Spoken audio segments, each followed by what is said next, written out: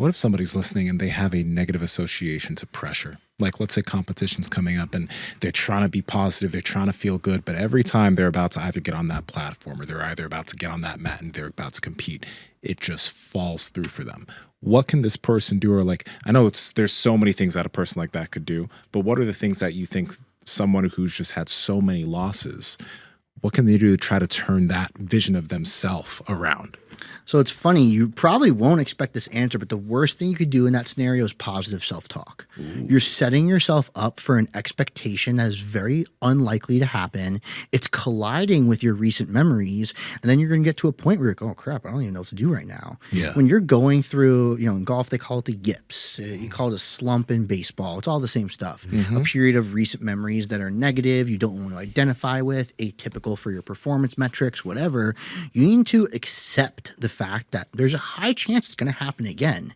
You need to take it on the chin and then have strategies that you could train or not train mentally to overcome it. So for example, like let's say, every morning of a tournament, you take a massive shit and like your stomach hurts and you can't eat a lot of food and you realize to yourself that's negative and you keep anticipating it and be like, oh man, if I get this stomach ache, I'm not gonna be able to perform. And you just said that to yourself. Yeah. And it happens, you're screwed. But if you also say, man, I just need the stomach ache to go away and I will be able to perform well tomorrow, and then you get it, you're also screwed. So what you then need to do is accept it. There's probably a 95% chance I wake up tomorrow with the runs.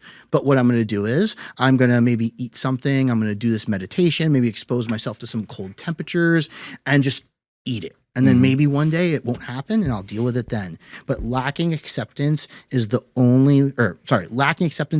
best way to continue to lose and make the same mistake over again. I always give the people the example. If you swing a hammer at a nail and you accidentally hit your thumb, are you going to swing it again and be like, that was a mistake? Or are you going to move your thumb out of the way? Move your fucking thumb, bro. Yeah. It's reminiscent of like Jordan's flu game. You know what I mean? Like everyone always references that, but like, he's had a lot of fucking wins, but he gets the flu or he gets food poisoning or whatever. He's still able to perform at a high level, So. Because you can self-talk yourself into or out of something, but that's just acute persuasion. That's very different than having conviction in the fact that it doesn't matter. When I was competing in strongman quite often, I had some success. My mantra at my peak of success was, you got to shoot me. It was like, the only way I'm not going to do this today is if you shoot me. Like I can get a stomach ache, I can puke, I can only eat bananas, I'll starve. There's just no scenario where I will not complete this task. You literally have to physically disable me for this. And look, that's intense, but strongman's intense. You pick mantras that match what you want to do in your personality, right? But it's always going to be acceptance of the possibilities that allows you to perform, Putting 1,000 pounds on your back, Mark, is never not going to be scary back in the day, right? But it doesn't mean you didn't squat it, right? So there's that dichotomy. You need to be accepting of what you're doing to be fully participant, submerged, all that stuff in what you're doing as well. So like lowering expectations might not be a bad idea, or reinterpreting what you're expecting of yourself. Yeah, reinterpreting. Because we don't want to, like, for example, let's say you've had recent failures. You're like, I just don't want to get teched here. It's like, that's a terrible expectation, you know? But the expectation should be, I want to get a takedown when I feel nervous.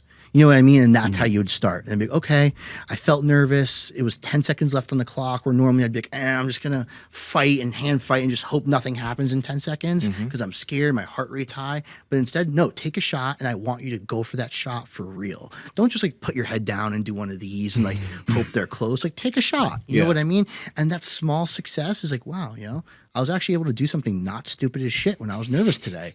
Like, let's do something slightly less stupid next time. Yeah. Hey guys, if you like this clip, go ahead and comment down below and let us know what you liked about it, all right? Share this with a friend. Make sure to subscribe to the channel. And also, we are on Reddit and Discord. All that's down below. All our sponsors and everyone that supports us down below there too, so you can get whatever you like from us, all right? Peace.